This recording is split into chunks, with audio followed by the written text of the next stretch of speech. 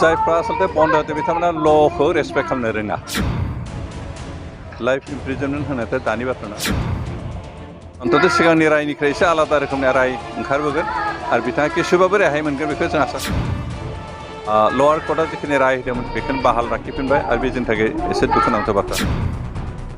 आरो जुडिसियेल डिपार्टमेन्टआ गावनि लाइन मथे खामानि मावबाय आरो बेखौ जों गोरोन्थि जादों होनना बुंनो थांबाय बे गोरोन्थि जागोन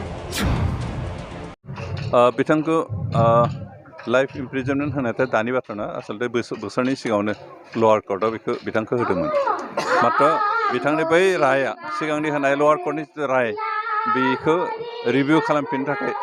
पुनर्बिबेसना खालामफिननो थाखायसो एपिल खालामनाय जादोंमोन हाइकर्टआव जों आसा खालामदोंमोन जे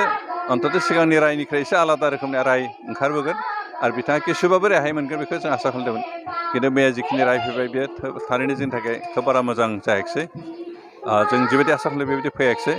बरन्च लवार कर्टआ जिखिनि राय होदोंमोन बेखौनो बाहाल लाखिफिनबाय आरो बे जोंनि थाखाय एसे दुखुनांथाव बाथ्रा जे रन्जन मेरि बिथाङा थांनाय 2020 मायथाइनि जि बिटिआर सुक्ति बेहायबो सहि होदोंमोन बे सागान होग्रोदोंमोन खिन्थु आरो बेबायदिसो जों आसा खालामदोंमोन जे बिथाङा सागानकारि हिसाबै एसे रेहाय मोनगोन होननानै खिन्थु रेहाय मोनाखिसै जों मिथिगौ जे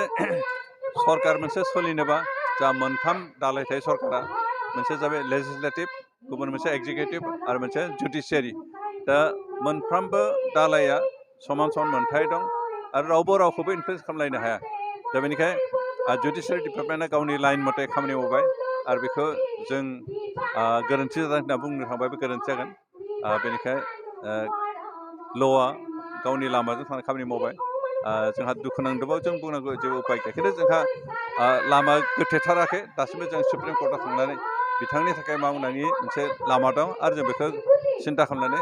फैगौ समफ्राव खामानि मावनानै बिथांखौ अन्थ' सुप्रिम कर्टआलागै लांनाय बाथ्राखौ सिन्था खालामगोन माखासे रायजो राजाफ्रा जिहेतु नोंथांमोनखौ हायुङाव थानाय जायफोर दङ बिथांमोनखौनो दुखारुप खालामनानै दिनै बन्द फोसावदों जायफ्रा आसलते बन्द होदों बिथांमोना ल'खौ रेसपेक्ट खालामनो रोङा कारण जुडिसियेलनि पावारा नों आंनि पलिटिसियानफोरनि पावार बायदि जों आखाइ गोसो आखाइ थाखा फिदिंनो हानाय बायदि नङा बे बाथ्राखौ ल'नि जुडिसियेलनि जिखिनि पावार जिखिनि अथरिटि बेखौ जायफ्रा बुजियाखै बिथांमोनानो दिनै बन्द होदों कारण एक्जिकिउटिभ आरो लेजिस्लेटिभआ जिखिनि पावार दं जिखिनि अथरिटि दं दिनै जुडिसियारियाबो एखे पावार दं आरो बेनिखायनो बेखौ रावबो इनफ्लुयेन्स खालामनो होबथानो हाया बादा होनोबो हाया इन्टारफेरेन्स खालामनोबो हाया आरो बेनिखायनो गाव गावनि खामानिखौ मावगोन बेवहाय जों लुगैनाय बायदि जाजानो लुगैबाथ' जानाय नङा कारण सबानो निजा निजा अथरिटि निजा निजा पावार थायो आरो बे लेभेलजों बिथांमोना खामानि मावदों